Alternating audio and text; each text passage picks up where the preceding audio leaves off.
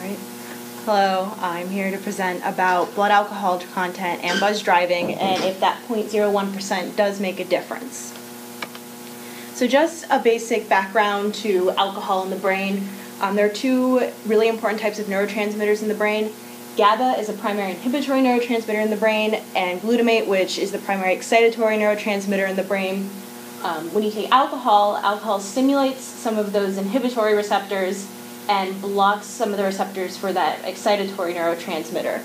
And those receptors are found in many parts of the brain, but some important parts are the prefrontal cortex, which is right here, and that's important for impulse control, planning, attention, problem solving. And then you have your hippocampus, which is inside your brain, but that's really important for memory formation. And finally, you have your cerebellum, which is back here, and that is involved in balance, coordination, and control.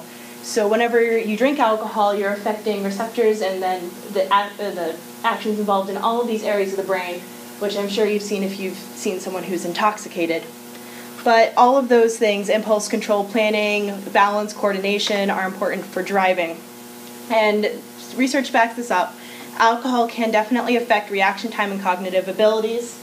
And many studies have shown that there's significant impairment at a blood alcohol content of 0.05% or even 0.03%, especially with complex tasks. And again, these are all really important for when you're driving because driving is a complex task. You're doing a lot of things at once, and it has been shown repeatedly that alcohol can affect your abilities to do that. So, researchers in 2011 at the UC San Diego analyzed data from the Fatality Analysis Reporting System for a period of about 14 years. And this system looks at all automotive accidents with at least one fatality. And what's really unique about this data is that it's presented in increments of 0.01 BAC, so you can really look at whether or not that 0.01 makes a difference in those accidents. And to study this, they looked at the ratio of serious, which they defined as accidents with incapacitating or fatal injuries, to non-serious accidents, which had possible injury or no injury. And they wanted to see, does that 0.01% difference in blood alcohol content actually affect how severe accidents are? And they found that it does.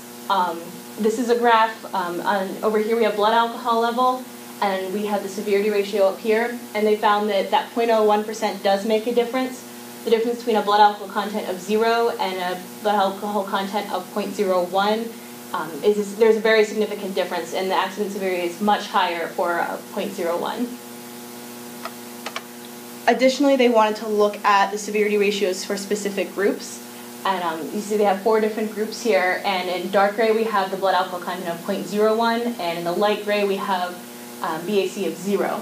And there's a significant difference for all the groups. They wanted to look at accidents, injuries for everyone inside the vehicle, injuries for just the drivers, injuries for just the drivers when there's no evidence of fatigue or inattention. So they really wanted to see if it was actually the blood alcohol levels that were affecting the accident severity, or if it was just the fact that the driver wasn't paying attention or was tired. And they also looked at accidents when it's just the drivers and it's a single vehicle accident and there's no evidence of fatigue or inattention. And again, all of those differences were significant. So in all those scenarios, the BAC of 0.01% made a difference. So why is this happening? They looked at a bunch of other factors they thought could affect these results. They looked at the time of day, the region of the United States where the accident occurred, the vehicle age, the vehicle type, and they found that the trend still existed, that 0.01% did make a difference. And so they speculated that these buzz drivers are more likely to speed, they're more likely to be the one driving the striking vehicle, and more likely to be improperly seatbelted. And these are all important factors into how severe an accident is. And they found that there's a really strong trend between the blood alcohol content and the driver's speed and also accident severity. So even that 0.01% difference in blood alcohol affects how likely people are to make the decision to speed or drive the vehicle erratically or be improperly seatbelted, which all affect how severe an accident is. So that study just looked at accident severity, and it didn't really look at the numbers of how many accidents are actually involved in different at different levels of blood alcohol content. So this is just a quick summary of the past few years' accidents and their blood alcohol content.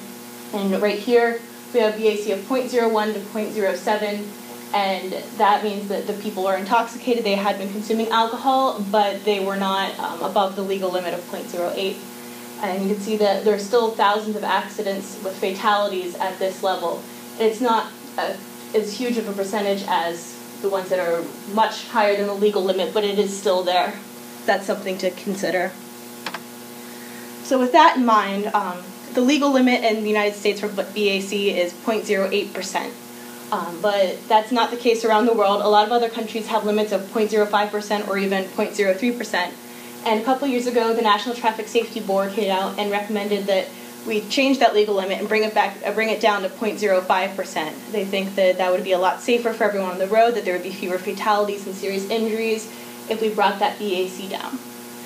Now, my job isn't to sit up here and tell you whether or not we need to make that change, whether or not we should change that policy, but with the research and data that's been coming out, it's important to keep in mind that just because someone is in that legal limit does not mean that they're necessarily safe.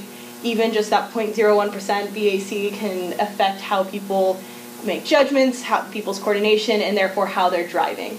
So keep that in mind whenever you go out and drink and then need to get home. And thank you for listening. And these are my references. All right.